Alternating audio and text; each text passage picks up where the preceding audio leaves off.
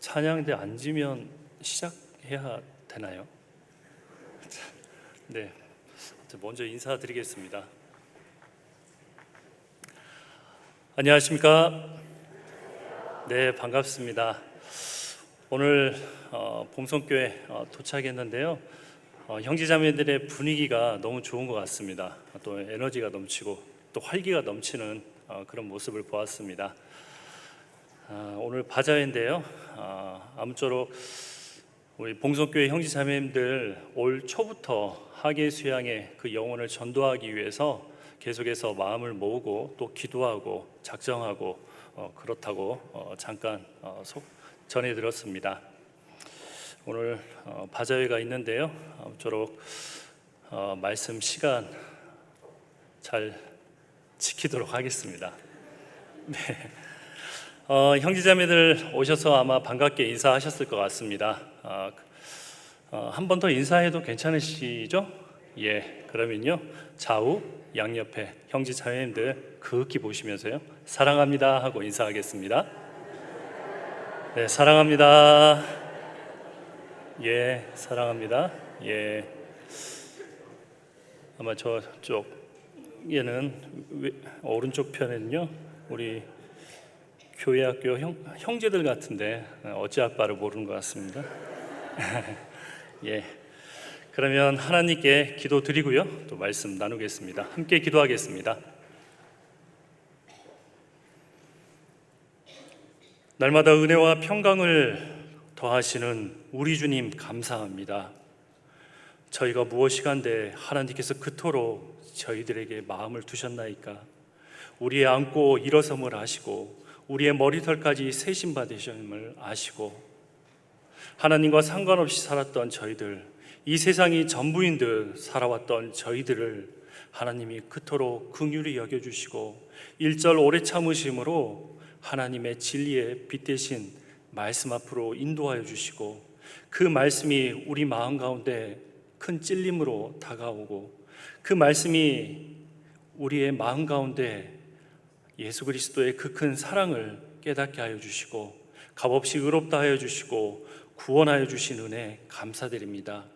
세상이 알 수 없고 세상이 줄 수 없는 참된 평안을 이제 얻은 그리스도인으로서 주님의 몸된 교회 안에 저희를 불러 모아 주시고 남은 생에 주님 오실 날 멀지 않는 이 시대에 더욱더 주님을 섬기고 주님을 알아가고 주님께 받은 힘과 능력으로서 영혼을 건지고 세우며 이 땅에서 하나님의 교회가 왕성히 또 세워갈 수 있도록 저희를 귀히 사용하시고 저희를 충성되이 여겨주심에 진심으로 감사드립니다. 하나님께서 허락하신 2024년이 시작된 지 얼마 되지 않은 것 같은데 너무나 빨리 지나가고 있습니다.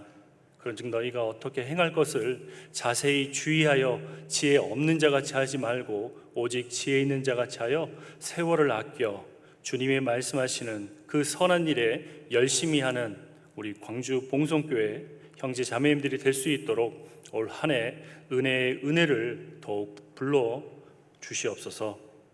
오늘 주일을 맞이하여 형제 자매님들 이곳 교회당에 한자리 함께하였습니다.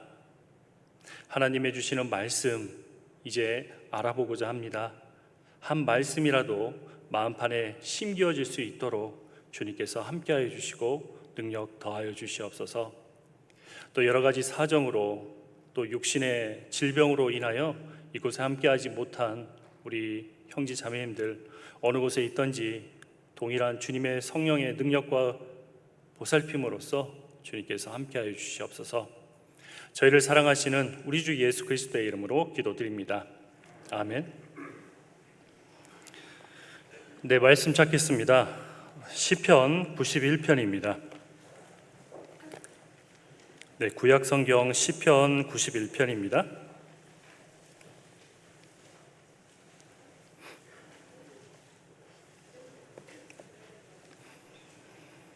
네, 시편 91편 1절부터 16절까지 있는데요. 오늘은 함께 교독해 봐도 좋겠습니다. 네, 시편 91편입니다. 네. 제가 먼저 1절 읽고요. 형제 자매들이 짝수절 읽고 마지막 절은 같이 읽겠습니다.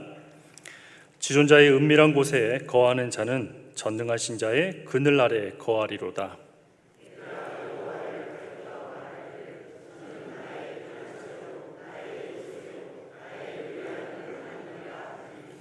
이는 저가 너를 새 사냥꾼의 올무에서와 극한 연병에서 건지실 것이미로다.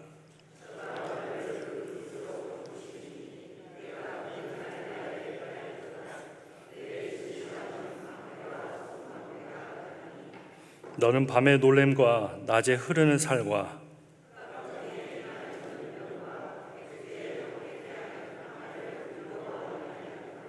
천인이 내 곁에서 만인이 내 우편에서 엎드려지나 이 재앙이 내게 가까이 못하리로다.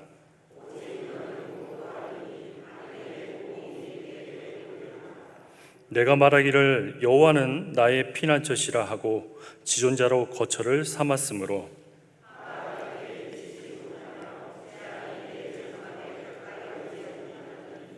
저가 너를 위하여 그 사자들을 명하사 내 모든 길에 너를 지키게 하심이라.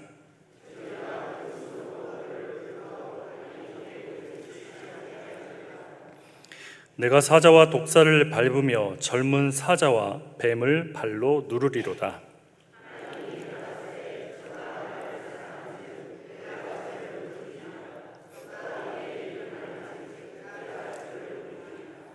저가 내게 간구하리니 내가 응답하리라. 저의 환난 때에 내가 저와 함께하여 저를 건지고 영화롭게 하리라. 내가 장수함으로 저를 만족해 하며 나의 구원으로 보이리라 하시도다. 네, 시편 91편 함께 교독했습니다. 시편 91편을 읽으셨지만요, 성경에서는 이 세상은 정말로 요란하다라고 말하고 있습니다. 먼저 3절에 보면요, 이는 저가 너를 새 사냥꾼의 올무에서와, 사냥꾼이 새를 사냥하기 위해서 올무와 덫을 놓습니다. 그렇듯이 우리 앞에도 마귀가요, 올무와 덫을 놓는 경우도 있습니다. 그리고 극한 연병이 있다라고 말하고 있습니다.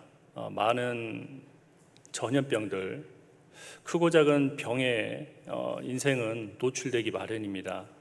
작은 세균들, 작은 바이러스지만요, 그 병에 걸렸을 때 건강하던 사람도 시름이름 앓기도 하고 병든 모습으로 살아가는 경우도 우리는 또 보아왔습니다. 또 코로나 시대에 전 세계적으로 이 코로나로 인하여 많은 전염병의 큰 위험성을 우리는 실제 체험하기도 했습니다.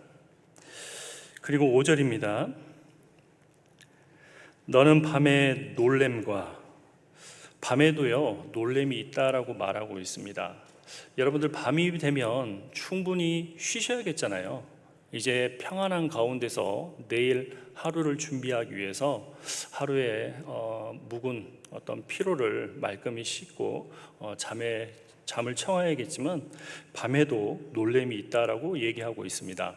영어 성경에는 테러라라고 얘기하고 있는데요. 그런데 밤에도 그러는데요, 낮에는요, 낮에 흐르는 화살이 있다라고 말합니다. 낮에 많은 사람들이 많은 활동들을 하고 있는데 여전히 자신을 공격하는 많은 화살들도 있다라고 또 얘기하고 있습니다. 그리고 6절입니다. 흑암 중에 행하는 연병과 백주에 황폐케 하는 파멸도 있다라고 말하고 있습니다. 낮에도 밤에도 여러 가지 위험이 도사리고 있다라고 성경은 분명히 얘기하고 있습니다. 그렇기 때문에요, 우리가 살면서 예상치 못한 일이 벌어지기 마련입니다. 그리고 또 그런 일로 말미암아 구원받은 그리스도인의 몸뿐만 아니라 마음이 황폐케 하고 낙담되는 일도 너무나 많습니다. 또 악인이 우리를 공격하고 역사하는 그 일도 많습니다. 이처럼 인생에는 많은 문제가 있습니다. 그러면 우리는 무엇을 느끼죠? 우리는 너무나 연약한 지체라는 것을 잘 느끼게 됩니다. 그리고 우리는 연약한 지체이기 때문에요. 그리고 피난처를 반드시 찾기 마련입니다. 그런데 하나님을 믿는 그리스도인 성도들은 하나님을 피난처로 삼기 때문에요, 여러 가지 요란한 세상 속에서 하나님이 건져주시고 보호해 주신다라고 말씀하고 계십니다. 3절 후반부입니다. 건지질 것임이로다 라고 얘기하죠. 그리고 4절입니다. 저가 너를 그 깃으로 덮으시리니. 병아리가 위험에 있을 때 암탉은 그 병아리를 날개 아래 품듯이 하나님이 우리를 하나님의 그 깃으로 덮어주시겠다라고 말하고 계십니다. 4절 후반부에 보면 방패와 손 방패가 되나니. 방패는 우리 자신을 보호하는 무기입니다. 그러나 우리 자신을 보호하려면 방패가 상당히 커야겠죠. 그런데 또 보면 하나님의 세심함이 느껴지기도 합니다. 또 손 방패가 된다라고 말씀하십니다. 하나님이 이처럼 우리가 알게 모르게요, 세심하게 우리를 지켜주시겠다라고 약속하고 계십니다. 그래서 구원받은 그리스도인은 6절 후반부에처럼 어떠한 상황이 있더라도 두려워하지 않는다라고 얘기하고 있습니다. 또 7절 후반부에 보면 어떠한 재앙이라도 내게 가까이 못하겠다라고도 얘기하고 있습니다. 심지어요, 천사가 우리를 지켜주시겠다라고 또 성경은 약속하고 있습니다. 11절입니다. 저가 너를 위하여 그 사자들을 명하사 내 모든 길에 너를 지키게 하심이라. 구원받은 그리스도인이 보이진 않지만 그 천사가 우리를 반드시 지켜주고 있음을 성경은 얘기하고 있습니다. 또 심지어요, 사단의 권세까지도 발로 밟을 것이다 라고도 말하고 있습니다. 13절입니다. 내가 사자와 독사를 밟으며 젊은 사자와 뱀을 발로 누르리로다. 이처럼 요란한 세상 가운데서 하나님을 의지하는 그 성도들은 하나님이 반드시 지켜주시겠다라고 약속하고 계십니다. 자, 그러면요, 이 같은 하나님이 약속을 주시고 지켜주신다라고 했는데 그 대상이 누구죠? 물론 구원받은 성도일 것입니다. 1절에 나와 있잖아요. 지존자의 은밀한 곳에 거하는 그 성도는 여러 가지 환난과 여러 가지 어려움이 있지만 하나님이 반드시 지켜주시겠다라고 말씀하십니다. 그래서 오늘 지존자의 은밀한 곳에 거하는 게 무엇인지 좀 살펴보고요, 지존자의 은밀한 곳에 거하기 위해서 성도가 취해야 될 태도 3가지 정도 살펴보도록 하겠습니다. 먼저 제가 1절 다시 읽겠습니다. 지존자의 은밀한 곳에 거하는 자는 전능하신 자의 그늘 아래 거하리로다. 지존이란 의미는요, 히브리어로 엘욘이라는 의미입니다. 뜻은 문자적으로 가장 높은 이라는 의미죠. 지극히 높은 자라는 것을 지존자라고 말하고 있습니다. 세상 사람들도 위험에 노출되어 있습니다. 세상 사람들은 위험에 닥칠 때 어떻게 반응하죠? 자신이 세워놓은 높은 곳을 향하여 의지하고 달려갑니다. 그런데 가장 높으신 분은 단연코 하나님이시잖아요. 그렇기 때문에 하나님을 의지하는 구원받은 그리스도인은 안전할 것입니다. 그 지존자에 거하는데 은밀한 곳에 거한다라고 얘기하고 있는데요, 은밀하다는 것은 은신처, 비밀한 곳, 비밀스러운 장소, 즉 어느 누구에게도 공개되지 않는 그 장소를 얘기하고 있습니다. 그렇다면요, 지존자의 은밀한 곳에 거한다는 말이 무엇일까요? 지존자 하나님과 함께 어느 누구도 함께하지 않는 그곳에서 단둘이 그 비밀스러운 장소에서 하나님과 내가 있는 거죠. 하나님은 모든 사람이 구원받기를 원하십니다. 그러나 구원받지 않는 사람이 하나님과 1대1로 있기는 어려울 것 같습니다. 그렇기 때문에 지존자의 은밀한 곳에 거하기 위해서는요, 첫 번째는 자격이 주어져야만 할 것입니다. 즉, 구원받은 성도만 유일하게 지존자의 은밀한 곳에 거할 수 있는 그 자격이 주어지는 것이죠. 우리가 무엇을 잘해서 한 게 아니잖아요. 우리가 교회 안에서 열심히 했기 때문에 하나님이 그 공로를 인정해줘서 하나님이 우리와 함께 하신다라고 말하지 않았습니다. 우리는 다 나면서부터 곁길로 나아가 하나님과 상관없이 살았던 자들이었습니다. 그런 저희들을 하나님이 긍휼히 여겨주시고 또 1절 오래 참으심으로 우리를 빛대신 말씀 앞으로 인도해 주셨죠. 그리고 예수 그리스도께서도 친히 우리를 사랑하셔서 그 십자가의 모진 고통과 형벌을 몸소 다 이겨내셨습니다. 우리가 구원을 받음으로 이제 우리의 영혼이 산자가 되었고 하나님을 아버지라고 부를 수 있을 겁니다. 특별히 구약에 또 여러 가지 성경에 예수님에 대한 모형에 대해 나와 있는데요, 성막이 그 대표적인 예수님의 특징을 가장 잘 나타낼 것입니다. 성막 안에는요, 성소가 있고 지성소가 있죠. 그러나 지성소는 지극히 성스러운 곳, 하나님의 임재의 장소이기 때문에 쉽게 들락달락하는 곳이 아닐 것입니다.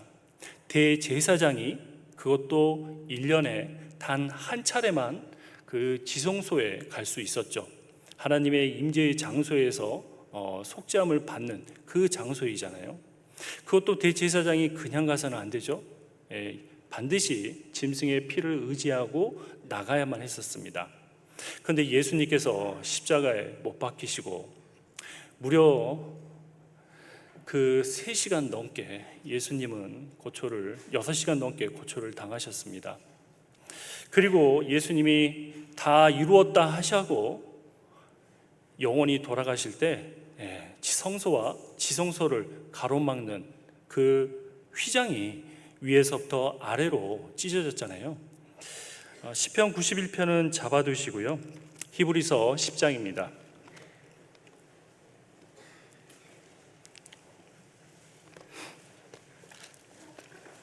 히브리서 10장입니다.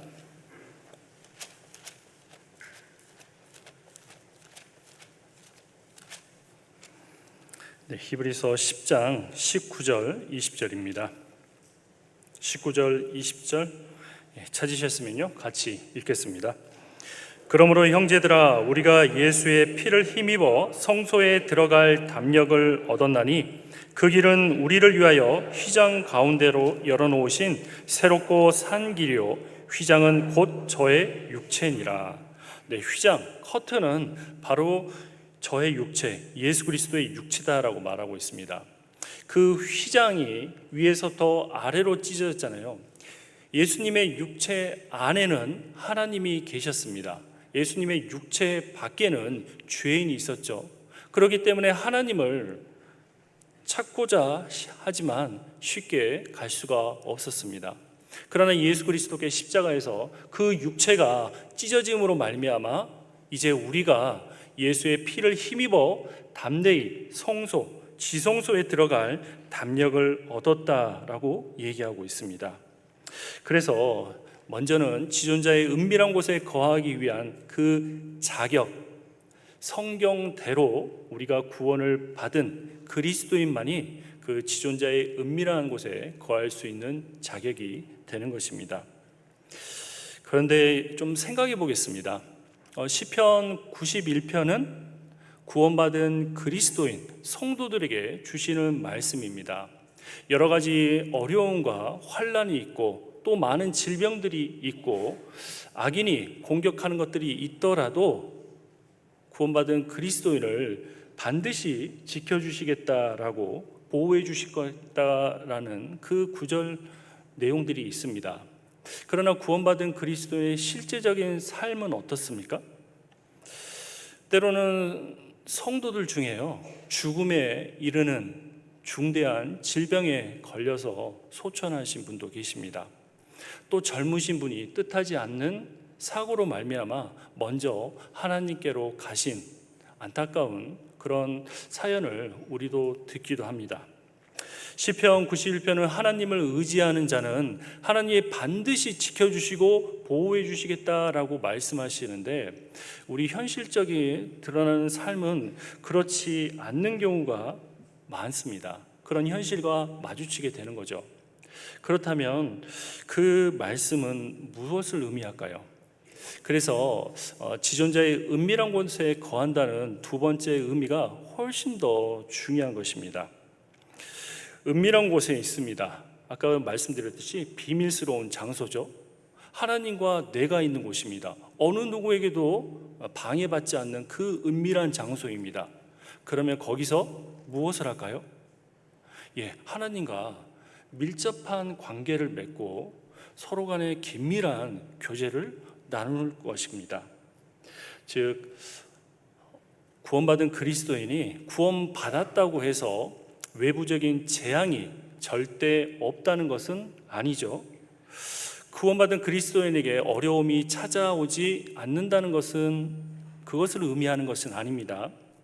그러나 주님과 긴밀하게 정말 밀접하게 교제하면 어떠한 외부적인 환경, 어려움이 있더라도 결코 흔들리지 않을 것을 의미하고 있습니다. 즉, 하나님과 긴밀한 관계, 밀접한 관계 속에서 신앙생활하는 그리스도인은요, 하나님의 임재와 보호를 경험하면서 세상의 어려움 가운데도 결코 흔들리지 않을 것을 의미합니다. 그게 무엇이죠? 바로 세상이 줄 수 없는 평강입니다. 그래서 신약 서신서에 보면 바울 사도는 항상 서문에 얘기하잖아요. 은혜 가운데 평강이 있을지어다 라고 얘기하고 있죠. 우리는 하나님의 은혜를 받은 자로서 이제 세상이 알 수도 없고 세상이 줄 수도 없는 평안을 얻은 자였습니다. 예수님께서는 자신의 죽음 임박했을 때 두려워하는 제자들 앞에서 얘기하시죠. 요한복음 14장 27절 말씀에 평안을 너희에게 끼치노니 곧 나의 평안을 너희에게 주노라. 내가 너희에게 주는 것은 세상이 주는 것 같이 아니하리라. 너희는 마음에 근심도 말고 두려워하지도 말라라고 하셨습니다. 즉, 구원받은 그리스도인이 구원을 받았다고 해서 현재 주어지는 문제가 깔끔히 해결되거나 내게 결코 어떠한 어려움이 없다는 것은 아니죠. 그러나 그 어려운 가운데도 주님과 항상 긴밀한 교제를 하기 때문에 주님이 임재를 느끼고 주님의 보호하심 속에서 참된 평강을 누린다는 것을 의미하고 있습니다. 그러면요, 이제 지존자의 은밀한 곳에 더 거할 필요성이 있겠잖아요. 그러면 구원받은 그리스도인이 지존자의 은밀한 곳에 거해서 평강의 평강을 누리기 위해서 성도들이 해야 될 태도가 있습니다. 다시 시편 91편 돌아가 보겠습니다.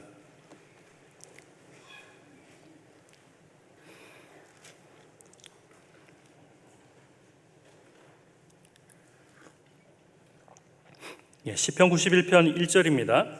제가 읽겠습니다. 지존자의 은밀한 곳에 거하는 자는 전능하신 자의 그늘날에 거하리로다. 내가 여호와를 가리켜 말하기를 저는 나의 피난처시요. 1절에 보면 거하는 자, 어떤 성도들은요 하나님을, 예수님을 거처로 삼는 자가 있습니다. 그런데 2절에 보면 피난처로 삼는 경우가 있죠. 9절에도 동일한 단어가 나와 있습니다. 내가 말하기를 여호와는 나의 피난처시라 하고 지존자로 거처를 삼았으므로. 피난처라는 것은 어려움이 생기고 위험이 생겼을 때 잠시 그 위험을 모면하고자, 피하고자 하는 그 임시 장소를 얘기하겠죠. 그러나 거처는 다르죠. 어려움이 있건 상관없이 항상 있는 그 장소를 얘기합니다. 구원받은 그리스도인이 어려움이 분명히 생기지만 그 어려움이 생길 때만 하나님을 참는 피난처로 삼는 건지, 아니면 평소에도 하나님이 나를 위해 모든 걸 주셨기 때문에 그 하나님의 은혜와 사랑 가운데 하나님을 거처로서 만족한 삶을 사는지, 벌써부터 피난처와 거처로 삼는 그 차이에 있어서도 구원받은 그리스도인의 삶의 평강을 누리는 자체가 틀릴 겁니다. 이제 구원받은 그리스도인이 지존자의 은밀한 곳에 거해서 평강을 누릴 수 있는 세 가지가 시편 91편에 나와 있는데요, 바로 14절, 15절입니다. 14절 제가 읽겠습니다. 하나님이 가라사대 저가 나를 사랑한즉, 하나님을 진심으로 사랑하는 자가 지존자의 은밀한 곳에 거해서 하나님이 주시는 평강을 누릴 수가 있습니다. 저가 나를 사랑한즉 내가 저를 건지리라. 두 번째입니다. 저가 내 이름을 안즉 내가 저를 높이리라. 주님을 더 알아갈수록 구원받은 그리스도인의 평강을 더 누릴 수가 있겠죠. 세 번째입니다. 저가 내게 간구하리니, 하나님께 간절히 구할 때 하나님은 응답하시겠다라고 말씀하시죠. 저의 환난 때에 저와 함께하여 저를 건지시고 영화롭게 하시겠다라고 말씀하십니다. 그래서 이 세 가지를 좀 살펴보도록 하겠습니다. 첫 번째, 저가 나를 사랑한즉입니다. 주님을 진심으로 사랑하는 그리스도인은요, 주님의 은밀한 곳에 거해서 주님과 면밀히 긴밀히 교제하면서 그 평강을 누릴 수 있을 겁니다.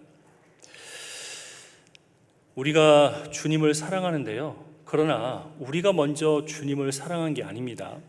하나님께서 우리를 먼저 친히 사랑해 주셨습니다. 하나님이 세상을 이처럼 사랑하셨다라고 말씀하고 계십니다. 또 요한일서 4장 16절에 보면 하나님이 우리를 사랑하신 사랑을 우리가 알고 믿었노니 하나님은 사랑이시라. 하나님이 우리를 사랑하시는 사랑을 우리가 알고 받아들이고 깨닫고 믿게 되었습니다.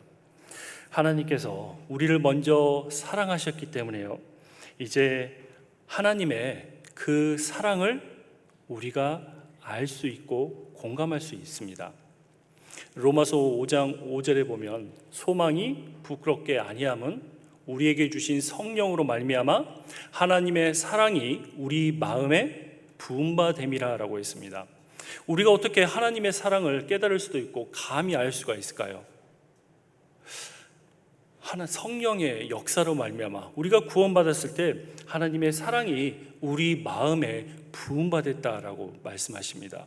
그렇기 때문에 우리가 하나님을 비로소 진정으로 사랑할 수 있게 되었습니다.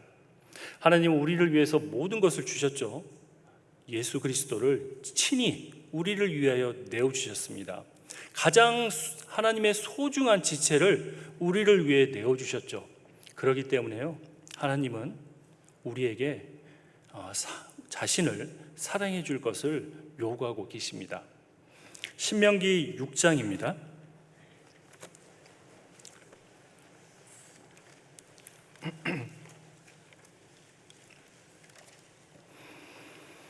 네, 신명기 6장 4절 5절입니다.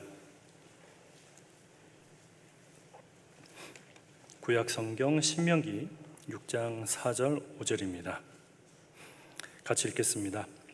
이스라엘아 들으라, 우리 하나님 여호와는 오직 하나인 여호와시니 너는 마음을 다하고 성품을 다하고 힘을 다하여 내 하나님 여호와를 사랑하라. 오직 우리 하나님 여호와는 한 분이신 유일하신 창조주이십니다. 나 외에는 다른 이가 없다라고 하셨잖아요. 그 창조주이신 하나님께서 우리에게 말씀하십니다. 너는 마음을 다하라고 했죠. 영적인 영역입니다. 성품을 다하라라고 했죠. 혼의 영역이죠. 힘을 다하라라고 했습니다. 우리의 육신의 영역입니다. 즉 우리의 영과 혼과 몸, 온 지체를 다해서 사랑할 대상, 바로 하나님, 그 하나님 한 분만을, 하나님 여호와를 사랑하라라고 말씀하셨습니다. 이거는 하나님이 무리한 요구가 아니잖아요. 하나님이 우리를 친히 먼저 사랑하셨고 이제 비로소 하나님을 사랑할 수 있는 그 귀한 마음을 우리가 갖게 되었습니다. 예수님께서 부활하셨습니다. 그리고 얼마 못해서 이제 자신이 하나님 우편으로 올라가실 것을 승천하실 걸 알고 계셨죠. 예수님은 고민하셨죠. 예수님은 이 땅에 남겨진 많은 자기의 양들을 누구에게 맡길 것인가 고민하셨습니다. 베드로를 찾아가서 뭐라고 말씀하셨죠? 뭐라고 물어봤습니까? 다른 게 아니죠. 네가 나를 사랑하느냐 3번 물어봤었습니다. 교회 안에서 많은 달란트가 있어서 그 어린 양을 치는 게 아니죠. 열정이 있어서 그런 게 아닙니다. 하나님을 사랑하는 가운데 그 모든 것을 넉넉히 할 수 있다라고 말씀하십니다. 만약 구원받은 그리스도인이 하나님의 그 크신 사랑을 받았는데요, 만약 하나님을 온전히 사랑하지 않으면 어떻게 될까요? 다른 것을 사랑할 수밖에 없습니다. 아니, 어떻게 다른 것을 사랑할 수 있을까요? 다른 표현으로 말하면요, 하나님 외에 다른 것에 마음이 뺏길 수가 있습니다. 두 주인을 섬기지 못할 것이다 라고 마태복음은 분명히 얘기하고 있습니다. 내 마음 가운데 하나님이 좌정하셔서 하나님 한 분을 섬겨야 되는데 이 마음 가운데 하나님이 없으면 다른 세상의 것이 분명히 들어오게 될 것입니다. 요한에서 2장 15절 16절에 보면 세상에 있는 것들을 사랑치 말라라고 했죠. 세상에 있는 모든 것, 육신의 정욕과 안목의 정욕과 이생의 자랑이니. 지금도 세상 사람들은 이 세 부류 안에서 자신의 삶을 영위해 나가고 있습니다. 육신의 정욕, 먹고 사는 문제 때문에 하나님 말씀을 얼마나 배척합니까? 그리고 육신의 것을 위해서 얼마나 그렇게 자신의 몸을 희생하면서 그렇게 살아가고 있습니까? 또 안목의 정욕이죠. 세상에서 자기의 위치, 사람들이 나를 어떻게 볼 것인가, 그런 것들이 있습니다. 또 이생의 많은 자랑거리를 위해서 사람들은 살아가고 있죠. 만약에 하나님을 온전히 사랑하지 않으면 다른 것을 분명히 사랑할 수밖에 없습니다. 그러함으로 구원받은 그리스도인이 마땅히 지혜자가 될 것인데도 불구하고 우둔하게 바뀔 수가 있습니다. 성경에는 많은 예가 있는데요, 단편적인 한 가지 예만 찾아보도록 하겠습니다. 열왕기 상입니다. 구약 성경 사무엘 상하 열왕기 상입니다. 열왕기 상 11장입니다.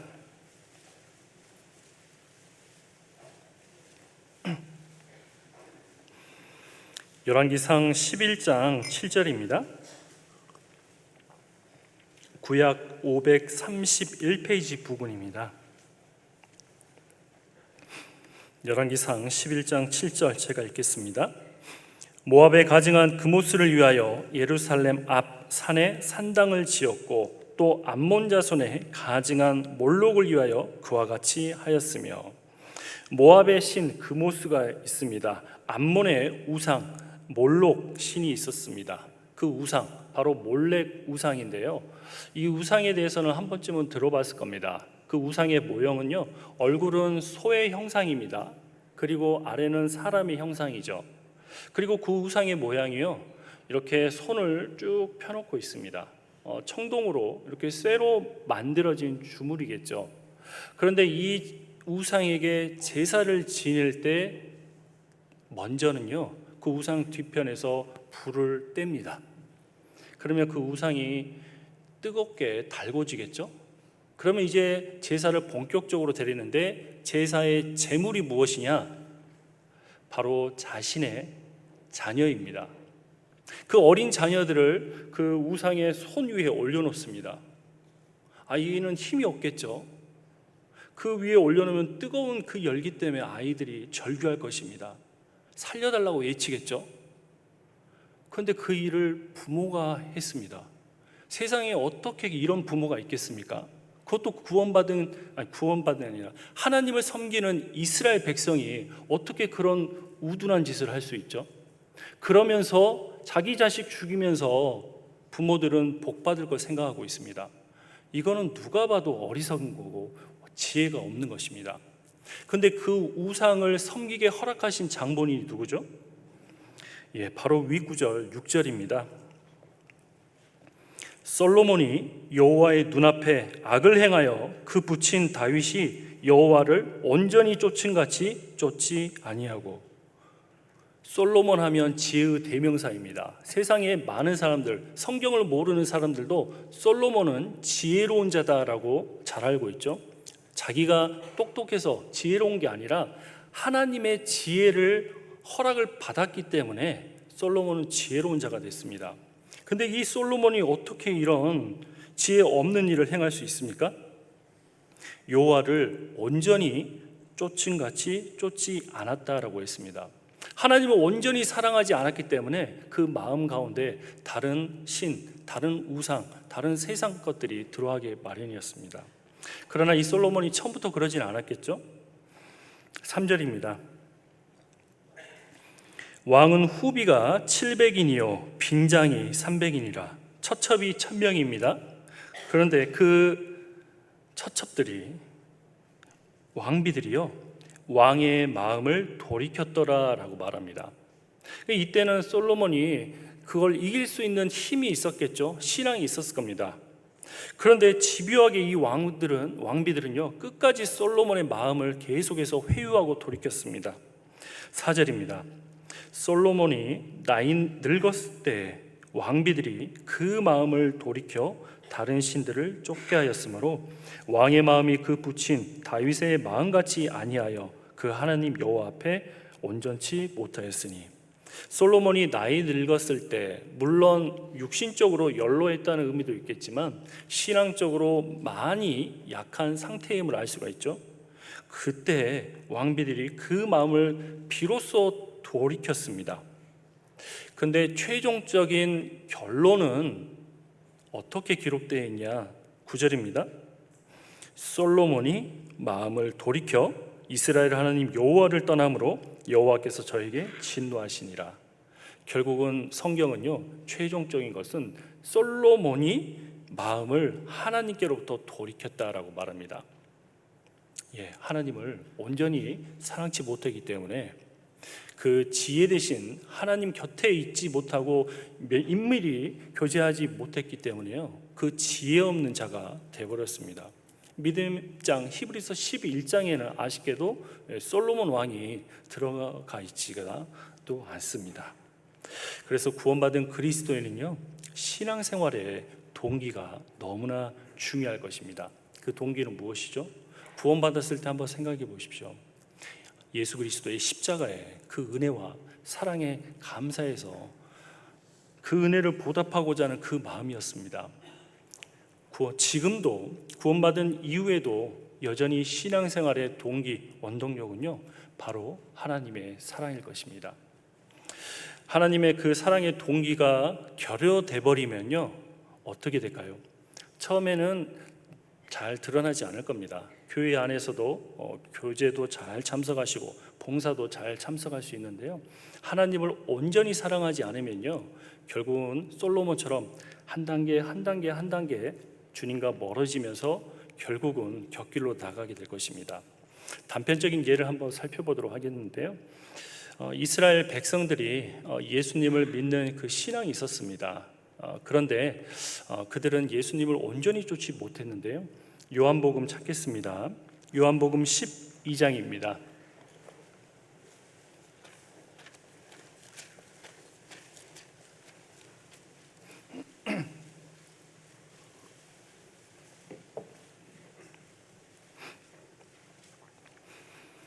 요한복음 12장 12절입니다. 제가 읽겠습니다. 그 이튿날에는 명절에 온 큰 무리가 예수께서 예루살렘으로 오신다함을 듣고 종려나무 가지를 가지고 맞으러 나가 외치되 호산나 찬송하리로다 주의 이름으로 오시는 이 곧 이스라엘의 왕이시여 하더라. 예수님이 예루살렘 성에 입성했을 때 많은 이스라엘 백성들이 예수님 한 분을 호산나 다윗의 자손이여 하면서 찬송했죠. 그런데 얼마 되지 않아서 요한복음 19장, 마태복음 27장에 보면 예수님을 십자가에 못 박아라 라고 하면서 저주했습니다. 예수님을 찬양해서요, 예수님을 저주로 바뀌었죠. 그런데 한 이스라엘 백성이 아니라 큰 무리다라고 얘기하고 있습니다. 어떻게 많은 이스라엘 백성들이 예수님을 찬양해서 저주로 바뀌었을까요? 그런데 그 시간이요, 그렇게 길지는 않았습니다. 1절입니다. 12장 1절에 보면 유월절 엿새 전에 예수께서 베다니에 이르시니, 예수님은 공생애 기간에요, 총 3번의 유월절을 보내시죠. 이 12장 1절의 유월절은 바로 예수님의 마지막 유월절이셨습니다. 그러면 예수님은 적어도 6일 안에, 일주일 안에 십자가에 못 박히신다는 의미죠. 그런데 12절에 그 이튿날 그 다음날이 됐습니다. 결국은요, 불과 5일이라는 일주일도 안 되는 기간 안에 한 사람도 아니고 이스라엘 백성이 찬양해서 저주로 바뀌었습니다. 왜 그럴까요? 그냥 되진 않겠죠. 반드시 이유가 있을 겁니다. 그 이유는요, 예수님을 온전히 이스라엘 백성들은 사랑해서 쫓은 게 아니었습니다. 그 관련된 구절을 좀 찾아보겠습니다. 9절입니다. 9절 같이 읽겠습니다. 유대인의 큰 무리가 예수께서 여기 계신 줄을 알고 오니 이는 예수만 위함이 아니요 죽은 자 가운데서 살리신 나사로도 보려 함이라라. 이스라엘 백성들은 예수님만을 온전히 사랑해서 예수님을 보려고 모이진 않았습니다. 예수만 위함이 아니요 나사로도 보려 함이라라. 예수님만을 사랑하는 것과 예수님도 사랑하는 것과 만과 도 차이, 단 글씨 한자 차이인데요, 이 차이에 의해서 신앙의 상태가 180도로 바뀔 겁니다. 구원받은 그리스도인이 예수님을 사랑하지 않는 성도는 단 한 명도 없을 겁니다. 그런데 예수님만을 사랑하냐, 세상도 사랑하냐, 예수님도 사랑하고 내 세상 것들도 은밀하게 죄를 누리고 있느냐, 또 예수님도 사랑하고 내 가족들, 내가 현재 이루고자 하는 그것들도 마음 가운데 추구하고 있냐. 처음 신앙생활 할 때는요, 큰 차이가 나지 않을 겁니다. 그러나 결정적인 상황이 되면 그 자신의 믿음이 드러나게 될 것입니다. 또 17절, 18절입니다. 17절, 18절은 같이 읽겠습니다. 나사로를 무덤에서 불러내어 죽은 자 가운데서 살리실 때 함께 있던 무리가 증거한지라. 이에 무리가 예수를 맞음은 이 표적 행하심을 들었음이라라. 무리가 예수를 맞은 이유는 예수님을 온전히 사랑한 게 아니라 죽은 나사로를 살리신 그 표적 행하심, 소문을 듣고 신기한 예수를 보기 위해 쫓아갔죠. 구원받은 그리스도인에도 아까도 말씀드렸듯이요, 크고 작은 어려움들이 반드시 있습니다. 의인은 또 성경 가운데 고난이 많다라고 했잖아요. 고난이 많기 때문에요, 때로는 이런 기도도 할 수도 있을 것 같습니다. 하나님, 저 이 상황 지금 어느 누구보다 하나님이 잘 알지 않으십니까? 이번 한 번만, 진짜 이것만 해결해 주시면 제가 주님을 위해서 더 열심히 살겠습니다. 간절함으로 물론 하나님 앞에 간구했을 것 같습니다. 그런데 창조주인 하나님에게 피조물인 우리가요, 지금 계약하고 있죠. 하나님은 하나님이 우리를 들어주던 안 들어주던, 환경을 허락해 주던 환경을 허락해 주지 않던, 우리는 마땅히 하나님을 섬기는 그 대상으로 바라봐야 될 것입니다. 아까도 시편 91편에 말씀드렸잖아요. 피난처로 삼는 성도와 하나님을 거처로 삼는 성도의 삶의 차이가 다를 것입니다. 주님을 그저 그 순간의 어려움을 모면하기 위해서 하나님을 찾는 성도들은 결국은 나중에 보면요, 신앙의 어떤 원점에서 벗어나서 어떤 계기가 되면 반드시 드러나게 될 것입니다. 구원받은 그리스도인의 신앙의 동기는 단연코 하나님의 사랑, 예수 그리스도의 십자가입니다. 우리가 봉사하는 이유가 무엇이죠? 우리가 영혼을 건지는 이유가 무엇입니까? 봉사하고 우리가 영혼을 건지는 그 이유는 바로 하나님을 사랑하기 때문에 그 모든 일을 하는 것입니다. 그런데 교회에 오실 때 혹 봉사가 먼저 내 마음에 자리 잡고 있거나 아니면 다른 교회에서 있는 것들이 어떤 내 교회 안에 어떤 직분이 이 교회를 오게끔 신앙생활을 하게끔 만든다고 얘기하면 교회 안에서 신앙생활 하는데 아무 문제가 없는 것처럼 보이지만요, 중심이 바뀌어 있기 때문에요, 언젠가는 그 어려움들이 찾아오기 마련일 것입니다. 그래서 구원받은 그리스도의 십자가의 그 첫사랑에 우리는 계속해서 그 마음을 가지고 신앙생활을 해야 될 것입니다. 로마서 5장입니다.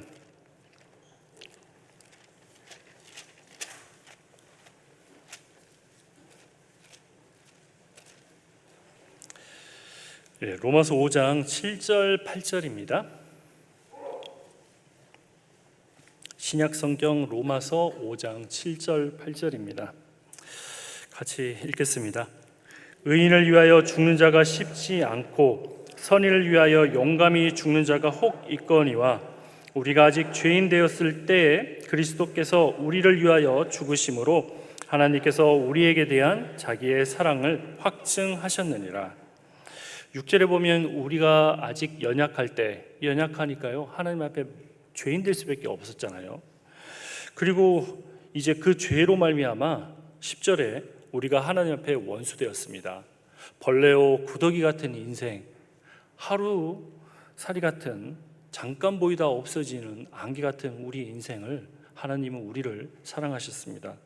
그래서 그리스도께서 우리를 위하여 친히 죽어주셨죠. 하나님은 이를 허락하셔 주셨습니다. 그래서 하나님이 우리에게 대한 자기의 사랑을 몸소 확증하셨습니다. 하나님을 사랑하는 가운데요, 어려움이 있으면요, 그 모든 환경 가운데서 넉넉히 이길 수가 있을 겁니다. 여기 로마서 5장인데요, 로마서 8장입니다. 로마서 8장 35절입니다.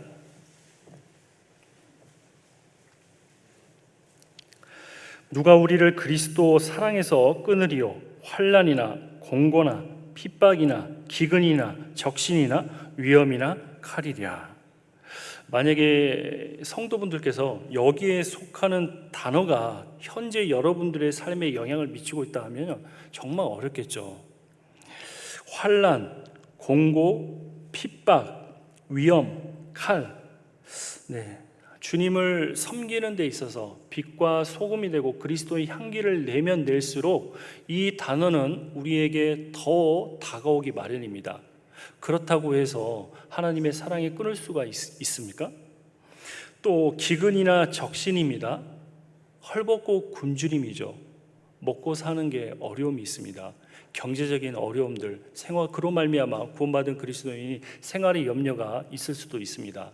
그러나 그 생활의 염려가 있다라고 해서 그리스도의 사랑에 끊을 수가 있겠습니까? 자녀놓고 아니다라고 얘기하고 있습니다. 36절입니다. 기록된 바와 우리가 종일 주를 위하여 죽임을 당케 되며 도살할 양같이 여김을 받았나이다 함과 같으니라.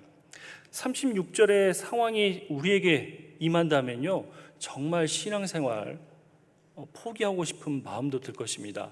그러나 그것을 이길 수 있는 힘은요, 바로 하나님을 온전히 사랑하는 데 있습니다. 37절 같이 읽겠습니다. 그러나 이 모든 일에 우리를 사랑하시는 이로 말미암아 우리가 넉넉히 이기느니라. 우리를 사랑하시는 그 하나님을 사랑함으로 말미암아 이 단어들 결코 쉬운 단어들이 아닙니다. 그러나 넉넉히 이길 수 있다라고 말씀하고 있죠. 자, 이제 두 번째로요, 지존자의 은밀한 곳에 거하는 두 번째 성도들의 삶의 태도가 있습니다. 저가 내 이름을 안즉 내가 저를 높이리라라고 했습니다. 주님을 점점 알아가는 과정 가운데서 주님의 주시는 평강을 더욱더 누릴 수가 있습니다. 성경에는 많은 내용들이 우리에게 기록되어 있습니다. 약한 자에게 힘과 능력을 주시는 말씀도 있죠. 힘들어하는 성도에게 위로를 주시는 말씀이 있습니다. 어려운 환경 가운데서 소망 가운데 인내해 주는 말씀도 우리에게 주셨습니다. 그리고 주님을 위해 살아가면 결코 그 상을 잃지 않겠다라고도 말씀하고 계시죠. 성경에는 많은 약속된 내용들이 나와 있습니다. 그 약속된 내용들이 많이 나와 있는데요, 실제 이게 내 삶에 작용되느냐, 그거는 또 다른 문제인 것 같습니다. 물론 이제 말씀을 이렇게 계속해서 적용하고, 또 야곱이 야복강에 씨름하는 것처럼 말씀을 생활 중에 씨름하면서 내 말씀으로 만드는 것도 중요할 것입니다. 그러나 말씀에 대한 내용을 아는 것도 중요한데요, 더 중요한 것은 이 말씀을 하신 하나님을 내가 얼마큼 알고 있느냐가 훨씬 더 중요할 것입니다. 예를 들면요, 사기꾼이 있습니다. 사기꾼 말 들어보면요, 지금 당장 투자 안 하면 손해볼 것 같은 막 그런 느낌이 듭니다. 내용이 너무 좋아요. 그런데 문제는 사기꾼이라는 거죠. 내용이 아무리 좋다 하더라도 그 사람이 사기꾼이면 그 내용을 신뢰할 수가 없을 겁니다. 그러나 우리 하나님, 그 이름을 안즉 내가 저를 높이리라라고 말씀하고 있습니다. 하나님에 대해서 점점 알아가게 하셨습니다. 요한복음에 보면 양으로 생명을 얻고 더 풍성히 얻게 하려 함이라라고 말씀하시죠. 에베소 3장에 보면 예수 그리스도의 넓이와 길이와 높이와 사랑, 그것들을 점점 알 수 있게 하셨습니다. 먼저 하나님의 그 중요한 의미 두 가지 정도만 아셔도요, 우리에게 큰 힘이 되겠다 싶습니다. 출애굽기 6장 살펴보겠습니다.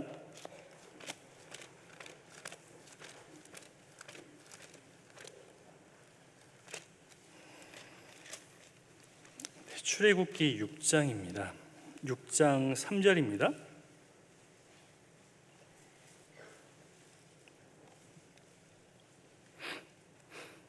출애굽기 6장 3절 같이 읽겠습니다. 내가 아브라함과 이삭과 야곱에게 전능의 하나님으로 나타났으니 나의 이름을 여호와로는 그들에게 알리지 아니하였고, 하나님이 모세를 부르셨을 때 모세에게 말씀하신 내용입니다. 아브라함과 이삭과 야곱에게 전능의 하나님으로 나타났는데 아직은 여호와로는 그들에게 알리지 아니하였다라고 했는데 무슨 말일까요? 즉 전능의 하나님이라는 그 뜻은 어디에 잘 나와 있냐? 바로 천지 창조하실 때 엘로힘의 하나님, 전능의 하나님에 대해서 잘 나와 있습니다. 즉 아브라함과 이삭과 야곱에게는 그 전능하신 하나님, 능력의 하나님, 천지를 말씀으로 창조하시는 엘로힘의 하나님으로서는 나타냈다라고 말씀하고 계시죠. 그런데 여호와로는 나타내지 않았다, 그 말은요, 여호와, 출애굽기 3장에 보면 하나님이 모세에게 말씀하시죠. 나는 스스로 있는 자니라라고 말씀하시죠. 하나님은 모든 것의 기원이 되시는 분이십니다. 그리고 스스로 있기 때문에 그 모든 것을 이루어 가시는 분이시죠. 즉 여호와라는 그 이름은요, 약속하시는 것은 반드시 이루신다는 그 의미가 내포되어 있습니다. 하나님이 아브라함을 불렀을 때 세 가지를 약속해 주잖아요. 가나안 땅, 그리고 너로 말미암아 큰 민족이 되겠고 너로 말미암아 복의 근원이 되겠다라고 했는데요, 아직은 큰 민족이 되지 않는 그 상황, 아직까지는 너에게 말한 그 약속들을 내가 아직 보여주지는 않았지만 이제 출애굽했을 때 보여주겠다, 그 의미입니다. 즉 전능의 하나님으로 이미 나타냈는데 그 약속을 아브라함과 이삭과 야곱에게 나타내지 않았지만 또 모세를 통해서 이스라엘 백성들에게 나는 약속을 이행하시는 하나님이라는 것을 반드시 보여주겠다라는 의미입니다. 결국은 전능하신 하나님은요, 하신 말씀을 반드시 이루시는 분이다라고 말씀하시죠. 마태복음 5장 18절에 보면 진실로 너희에게 이르노니 천지가 없어지기 전에는 율법의 1.1획도 없어지지 아니하고 반드시 다 이룬다라고 말씀하시죠. 민수기 23장 19절 말씀에 하나님은 인생이 아니시니 시건치 아니하시고 인자가 아니시니 후회가 없으시도다. 어찌 그 말씀하신 바를 행치 아니하시며 하신 말씀을 실행치 않으시랴. 하나님은 우리에게 약속하신 내용들, 그것들이 훨씬 내 것이 되기 위해서는요, 우리가 하나님이 어떠한 분이라는 것을 더 알아가는 것이 중요할 것입니다. 또 성경에도 그 단편적인 예 한 가지만 좀 살펴보겠습니다. 바로 사라였는데요. 히브리서 11장입니다.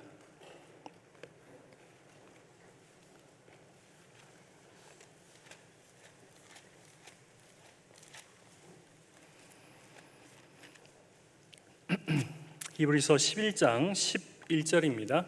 신약 성경 364페이지 쪽입니다. 같이 읽겠습니다. 믿음으로 사라 자신도 나이 늙어 단산하였으나 잉태하는 힘을 얻었으니 이는 약속하신 이를 미쁘신 줄 알미라.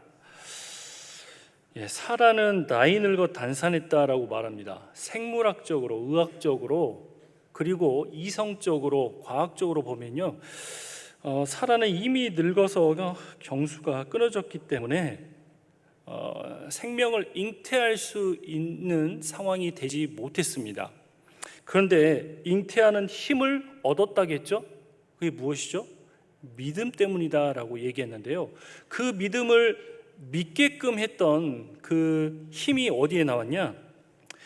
믿음이라는 단어가 11절에도 중요하지만요, 그 11절 후반부에 있는 단어도 중요합니다.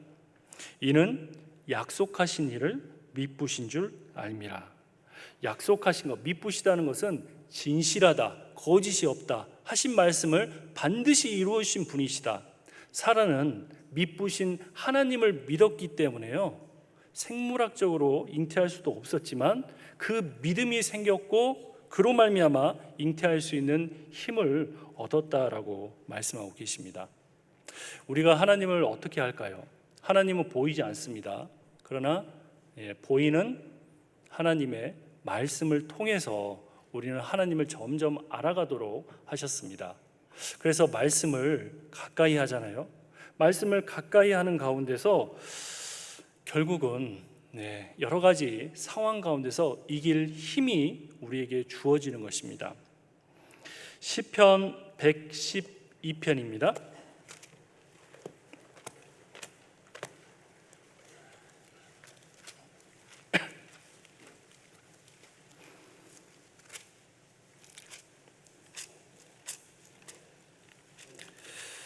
시편 112편 6절 7절입니다. 저가 영영이 요동치 아니하며 의인은 영원히 기념하게 되리로다.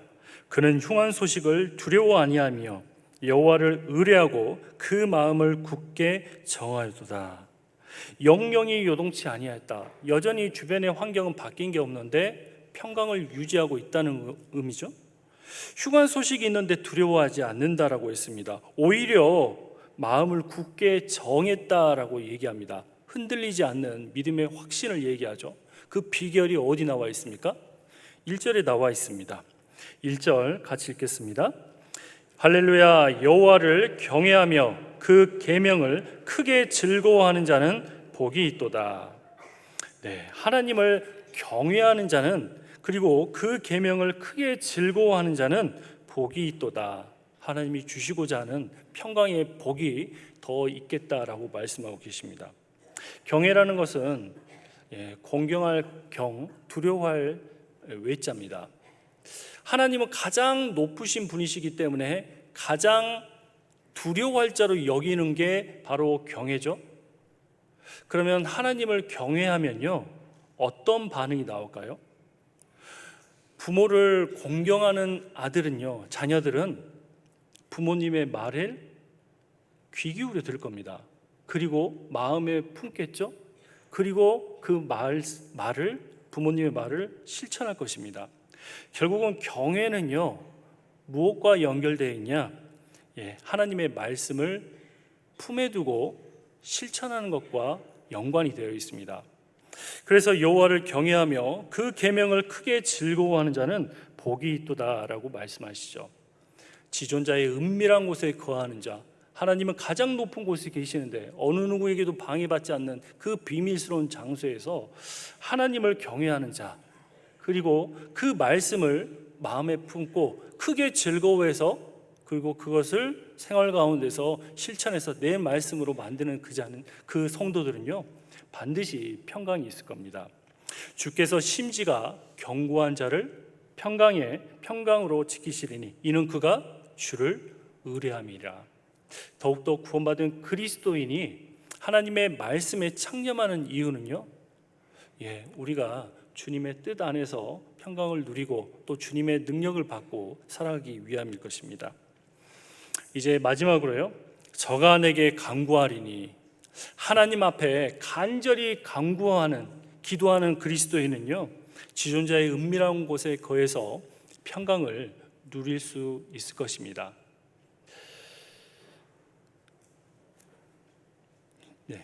12시인데요. 시간이 조절을 잘 해야 되는데요. 하나님 앞에 우리 구원받은 그리스도인이 간구한다는 자체가 얼마나 큰 특권입니까? 시편 65편에 보면 기도를 들으시는 주여 모든 육체가 주께 나오리다라고 말하고 있습니다. 우리를 창조하시는 하나님, 지금도 천지 만물을 운행해 가시는 전능하신 하나님, 우리가 호흡하며 기동하며 이 땅에 살아갈 수 있도록 주의 성실하심으로 천지를 운행해 가시는 그 하나님, 그 창조주의 전능자이신 하나님, 전지하신 하나님과 대화를 할 수 있다는 것은 엄청난 특권일 것입니다. 구원받은 그리스도인이 그 특권을 더 누릴 수가 있겠죠. 구원받지 않는 사람들은요, 하나님의 뜻에 맞는 그 간구, 먼저는 자신의 영혼을 위해 간구할 때 하나님은 들어주실 겁니다. 그러나 신앙생활 하는 가운데 주님의 뜻에 맞는 이제 삶을 살아야 될 것입니다. 그 삶에 맞는 삶을 살 때 하나님은 반드시 들어주시겠다라고도 약속하고 계십니다.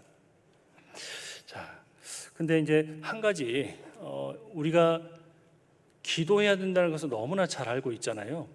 그러나 막상 어려움이 닥치면 실제 그렇지 못하는 경우가 있습니다. 한 구절 찾겠습니다. 역대상입니다. 역대하입니다. 죄송합니다. 구약 성경 역대하 20장 9절입니다. 구약 680페이지 쪽입니다.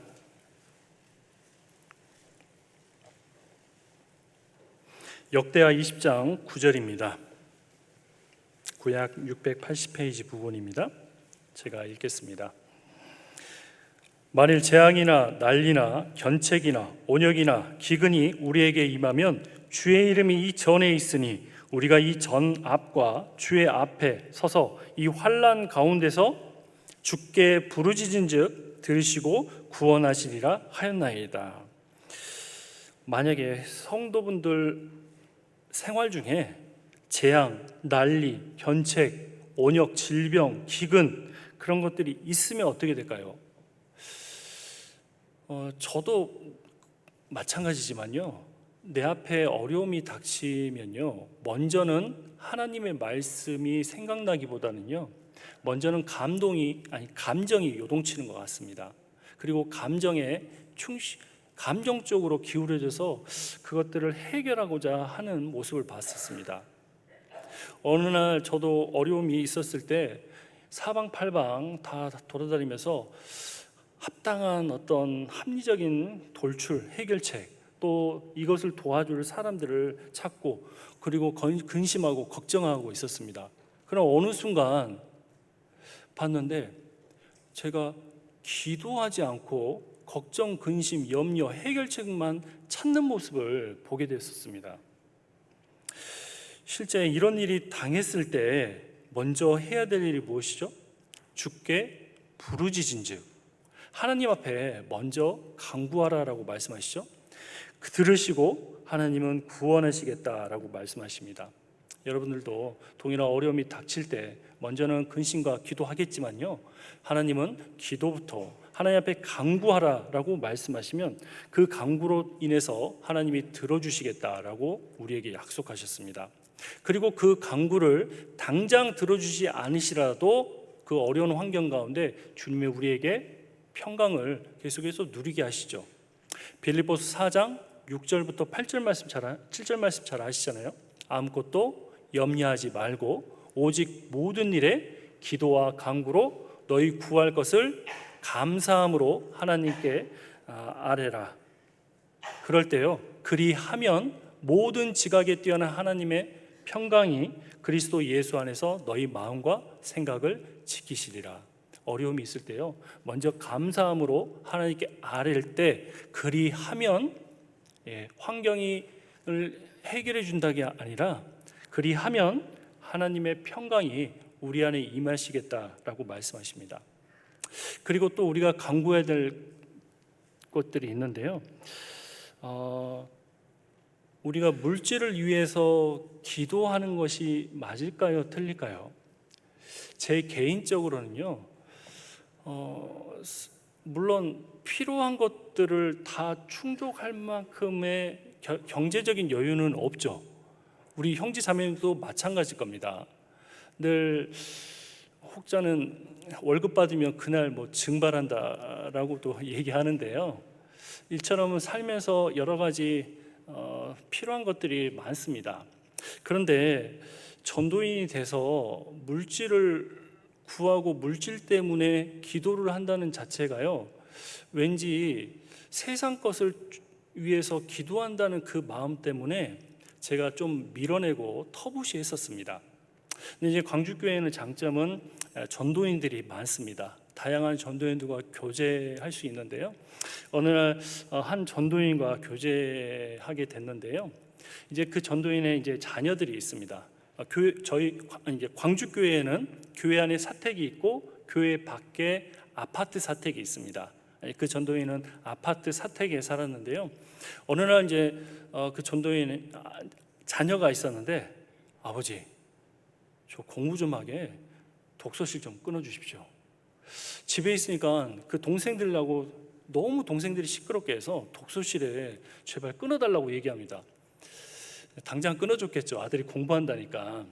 그런데 이제 좀 멀리 있는 곳으로, 조금 가격적으로 저렴한 곳으로 이렇게 끊었습니다. 그런데 이제 그 아파트 주변에 새로 요즘은 스터디 카페라고 하더라고요. 그 스터디 카페가 좀 생겼는데요, 아들이 이쪽으로 좀 옮겨줄 수 없겠냐라고 얘기한 겁니다. 근데 그 전도인은요, 그걸 위해서 기도하셨더라고요. 이제 어느 날 매곡동의 주민센터 동사무소에 가게 됐는데요, 거기 갔는데 그 성도 부부는 아니었습니다. 혹시 교회 목회자시냐고 물어보는 겁니다. 어떻게 하셨냐고. 그랬더니 제가 실은 목회자들을 위해서 좀 도움이 되고자 하는 그 마음이 항상 있었습니다. 그래서 이런저런 얘기를 하다 보니까요, 이제 아들 독서실 얘기가 나왔나 봐요. 그랬더니 마침 그 아파트 주변에 생긴 새로운 그 스터디 카페에 제가 그 사장님을 압니다. 그래서 그분이요, 이 스터디 카페 사장을 연결해 줍니다. 그랬더니 그 스터디 카페 사장님이 저도 마침 공부를 열심히 하고자 하는 그 아이들에게 후원해 주고 싶은 마음이 있었습니다. 그래서 지금 그 전도인의 아들은 그냥 무료로 그 스터디 카페 이용하고 있습니다. 근데 이걸 들었을 때요, 그것도 구원받은 그리스도인 성도들의 도움이 아니잖아요. 이게 믿지 않는 분들의 연결을 통해서 이게 결국은 자기 아들이 이 스터디 카페 지금 공부하고 있는데요, 이를 보면서요, 하나님의 인도하심이 느껴지지 않습니까? 그렇잖아요. 그 전도인은 그것을 위해서도 기도했었습니다. 실은 그 돈이요, 얼마 되지 않을 겁니다. 15만 원, 20만 원, 얼마 되지 않는 돈은 아닌 것 같긴 한데요, 네, 그 돈이면요, 실은 내가 크게 고민하지 않고 내가 결정해서 할 수 있는 부분이잖아요. 그러나 그 전도인께서는요, 그렇지 않았습니다. 모든 작은 거 하나하나까지, 내가 할 수 있는 하나하나까지요, 하나님 앞에 간절히 기도하고 아뢰었던 것입니다. 그 가운데서 그런 모습들이 나타났을 때 하나님이 인도하심이 보여졌고, 더욱더 하나님을 의뢰하겠다는 마음이 들고, 그 전도인에게 하나님의 주시는 평강을 더 누렸을 거 아닙니까? 그래서 잠언 3장 6절에 보면, 너는 범사에 그를 인정하라, 그리하면 내 길을 지도하시리라. 그래서 구원받은 그리스도인에게도 내가 할 수 있는 영역이라도요, 하나님 앞에 간구하고 기도할 때 하나님의 그 인도하심 속에 그 평강을 더욱 누릴 수 있을 것입니다. 그래서 저도 이제 필요한 것들은 하나님 앞에 좀 간구하기로 했습니다. 오늘 지존자의 은밀한 곳에 거하는 자에 대해서 알아보고 또 그 세 가지 좀 살펴보았습니다.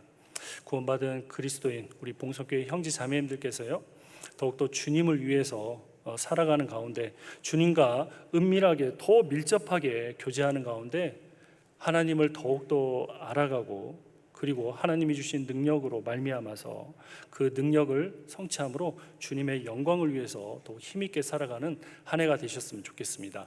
네, 그러면 기도하겠습니다. 하나님 감사합니다. 저희를 구원하여 주시고 남은 삶 가운데 여전히 연약한 저희들을 주님의 몸된 교회 안에 붙들어 주셔서 하나님을 섬기며 구원받은 형제 자매님들과 함께 그 선하신 뜻을 위하여 서로 동역하며 살아갈 수 있도록 귀한 은혜의 길을 허락하여 주심에 감사드립니다.